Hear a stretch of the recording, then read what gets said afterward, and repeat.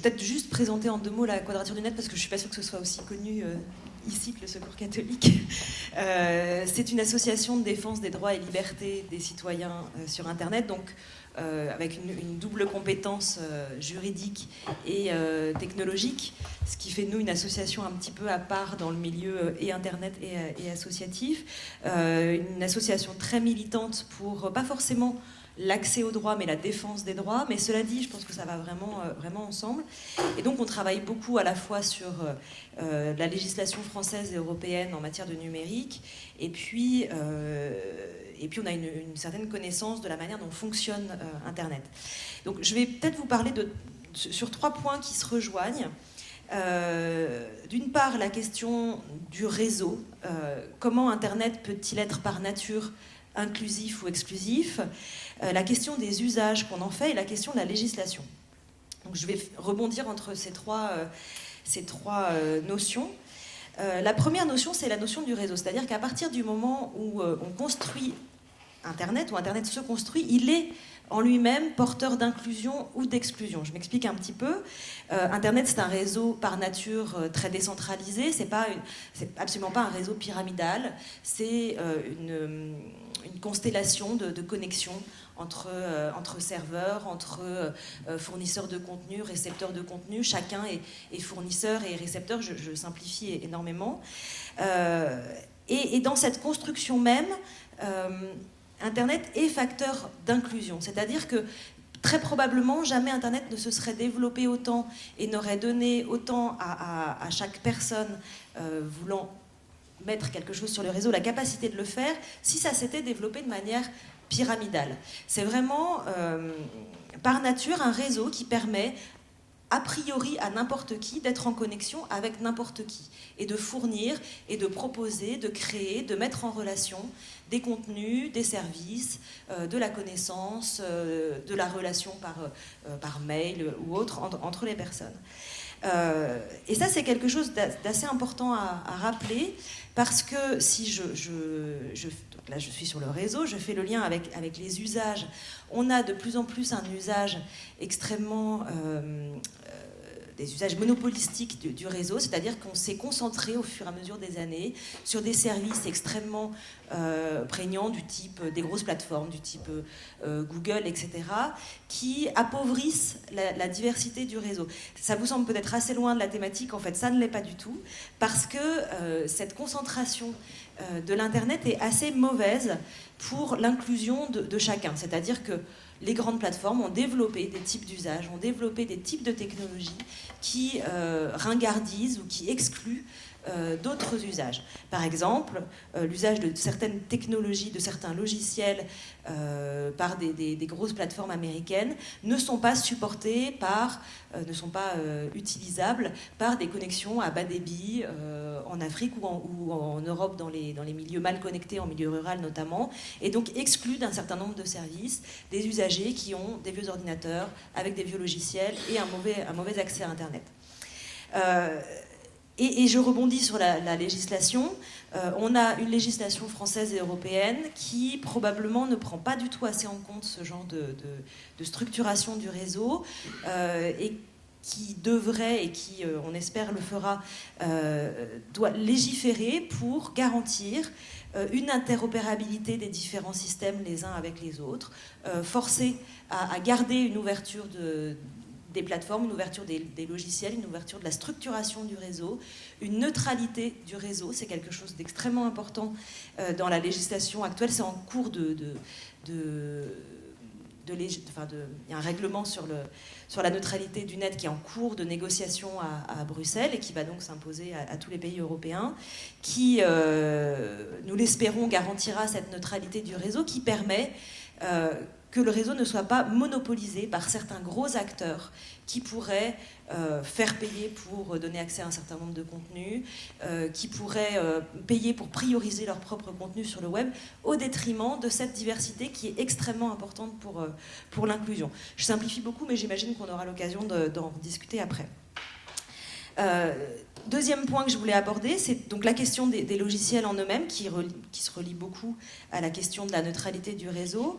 Je pense que si on veut penser un Internet inclusif pour les personnes en difficulté ou pour tout le monde, il faut penser à quel type de logiciel on utilise. Je ne sais pas si vous connaissez, mais sinon je vous en parle 2 secondes, la différence entre un logiciel libre et un logiciel non libre.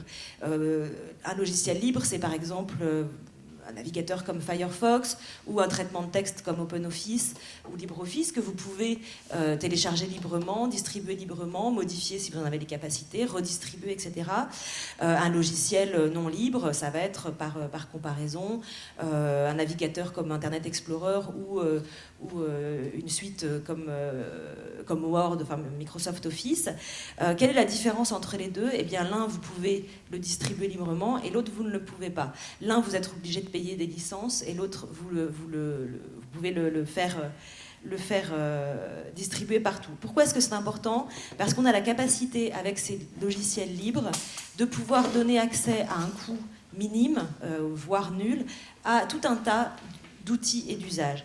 On a aujourd'hui des grandes entreprises de logiciels qui font un lobbying tout à fait efficace pour imposer leur logiciel et le renouvellement des licences, parce qu'à chaque fois que vous devez racheter une mise à jour, en général, il faut la payer, au détriment, enfin c'est un budget, y compris au sein de l'État, qui est extrêmement important, alors qu'il pourrait être consacré à un accompagnement des usages. Je pense que c'est extrêmement important de se libérer de ces grandes entreprises qui sont extrêmement présentes, extrêmement actives, et qui, globalement, alors si je continue un petit peu sur les logiciels libres, donc non seulement enferment dans un modèle payant, alors que d'autres logiciels sont dans un modèle de contribution, c'est-à-dire que les développeurs de logiciels en communauté s'attachent à les améliorer et puis sont financés soit par des fondations, soit par des dons, soit par des entreprises qui mettent de l'argent pour le développement de logiciels dont ils ont besoin tout en les laissant ouverts à tout le monde. Je pense que c'est extrêmement important que dans ces usages, une priorité soit donnée à ces logiciels libres qui permettent, en plus de par leur ouverture, d'être adaptés à chaque situation. Troisième point important, dans le développement de l'accès au numérique, de la même façon, la neutralité du net doit permettre l'accès au plus grand nombre à un Internet de bonne qualité et je pense qu'une réflexion sur l'inclusion numérique doit prendre en compte ce qui se passe à côté des grands fournisseurs d'accès à Internet. Aujourd'hui, on a 3, 4, 5 fournisseurs d'accès avec Orange en position dominante et puis Free, SFR, Numéricable, etc. Ce sont des réseaux qui sont pleins dans le développement de l'accès à très haut débit dans les villes, qui sont en train de fibrer à tout va les centres-villes. Et puis à côté, on a des zones en France qui ont toujours une connexion extrêmement basse, qui sont en général sous la mainmise d'un opérateur, et en général ce qu'on appelle pudiquement l'opérateur historique, qui pratique des tarifs extrêmement élevés pour de l'accès à Internet je ne veux pas rentrer dans les détails techniques, mais par des connexions en cascade, avec des antennes relais très locales, etc. Alors qu'à côté se développe tout un réseau de fournisseurs d'accès associatifs qui pratiquent une réelle inclusion numérique dans les zones rurales. Il y a un réseau qui s'appelle la Fédération des fournisseurs d'accès associatifs, qui est très lié à la Quadrature du Net, je préfère le dire pour être honnête, avec lequel le travail est vraiment un travail de relier ferme par ferme, maison par maison, hameau par hameau, en faisant des relais d'une maison à une autre par Wi-Fi à longue distance. Je vous passe les détails techniques. Et qui me semble être une vraie option à choisir pour le développement de l'accès à Internet pour tous. C'est-à-dire qu'au lieu d'avoir du bas débit, on arrive à avoir du haut débit dans un fournisseur d'accès associatif pour les mêmes tarifs que ce que font les grands opérateurs.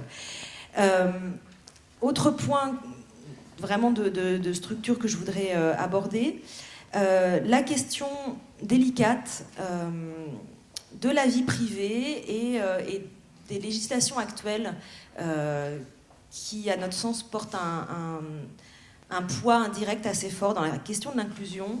On a aujourd'hui, soit par le biais des grandes plateformes, soit par le biais de l'État, et en ce moment il y a une loi sur le renseignement qui est en train de finir d'être votée, qui nous inquiète beaucoup, une législation qui rend les internautes, qui place les internautes dans une situation d'être considérés comme de potentiels suspects de tout un tas de choses. La loi sur le renseignement qui est en cours de vote, je ne sais pas si vous en avez entendu parler, étend très très largement les champs du renseignement intérieur et donne au service du Premier ministre des capacités d'intrusion et de surveillance très importantes sur les communications sur Internet de tous les citoyens. Pourquoi est-ce que je relie ça à la question de l'inclusion ? Parce que les méthodes qui vont être utilisées par les services de renseignement se basent sur l'analyse des comportements en ligne des internautes.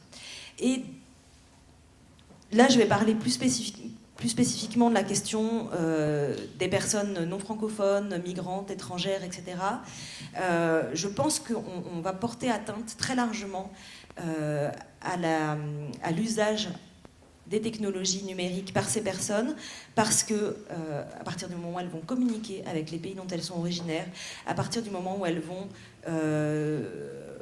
s'intéresser à des questions de religion, à des questions politiques, à des communications qui peuvent être considérées comme suspectes, nous avons une très grande crainte de ce que ça peut donner en termes de surveillance, et nous pensons réellement que ce type de législation va éloigner un certain type de population de l'outil numérique à partir du moment où elles n'auront pas la garantie que leur vie privée et que leur intimité sera respectée sur Internet. Ça, c'est quelque chose de très délicat, de très tendu comme question, mais qui nous semble importante. Ce sera le cas pour beaucoup de gens, mais notamment je pense, pour les migrants et pour les réfugiés politiques. Je vais vous donner un exemple très simple. Qu'est-ce qu'on fait de quelqu'un qui est un opposant à un régime pas ami de la France actuellement, mais qui peut le devenir demain, ou qu'il l'a été, qu'il ne l'est plus. Des gens qui communiquent, des gens qui ont une activité politique, des gens qui ont un militantisme particulier à partir du moment où on considère que ce militantisme peut porter atteinte à la sécurité nationale, aux intérêts économiques de la France, aux intérêts industriels de la France. Je ne vais pas vous rappeler les changements d'options politiques de la France par rapport à certains régimes, notamment du Moyen-Orient ou de l'Afrique du Nord. Dernier point qui me semble important, la question de la langue et de l'illettrisme. Vous parliez d'e-administration. Il y a un point important, c'est que Internet est un domaine de l'écrit. Et je pense qu'un point très important à avoir en tête, c'est que pour pouvoir être à l'aise sur Internet, il faut maîtriser l'écrit. Et ça, c'est quelque chose qui nous paraît absolument évident et qui ne l'est pas du tout. Donc la question du développement d'outils autres que l'écrit, de son, de vidéo, de visuel est extrêmement importante, et pour la question de l'illettrisme, mais aussi pour la question du handicap. Et parallèlement à ça, je voudrais parler de la question du multilinguisme, où pour le coup, j'y ai touché dans mes précédentes fonctions, qui n'étaient pas à la Quadrature, qui étaient au service d'une grande encyclopédie qui s'appelle Wikipédia. Je me suis penchée beaucoup sur cette question du multilinguisme, parce que, notamment pour des populations, là encore, migrantes ou même dans les territoires d'outre-mer, c'est quelque chose d'extrêmement important. L'accès aux droits et l'accès à l'inclusion numérique passe aussi par un accès au contenu dans sa langue. On a très peu de sites internet, notamment publics, qui osent être multilingues, y compris dans des territoires d'outre-mer où, par exemple, le créole est très pratiqué. Il y a une grande résistance publique à la diffusion de contenu dans les langues locales. Et ça, c'est quelque chose qui, je pense, est trop peu relevé. Il y a quelques années, c'était en fin 2011, il y avait eu des assises du multilinguisme dans les Outre-mer. C'est une grande conférence qui avait lieu à Cayenne, où je me trouvais, et où une des questions prégnantes était l'accès à des contenus dans sa langue, l'accès à l'administration dans sa langue, l'accès à la connaissance dans sa langue. Et c'est pour ça que je parlais de Wikipédia, qui est le projet le plus multilingue au monde, avec 285 versions linguistiques différentes. C'est quelque chose qu'on ne retrouve nulle part. Et pour le relier à tout le reste, l'ouverture du réseau, l'ouverture des logiciels, Firefox est le navigateur le plus multilingue au monde et c'est un navigateur libre. Je relie à nouveau tout ça, le réseau, les logiciels, les contenus et la manière dont on va penser Internet. Il faut qu'on pense à cette inclusion dans tous les domaines et le multilinguisme en est un. Donc voilà, j'ai lancé plein de pistes, ça peut paraître un peu touffu, mais je pense qu'il y a une logique dans tout ça. Voilà.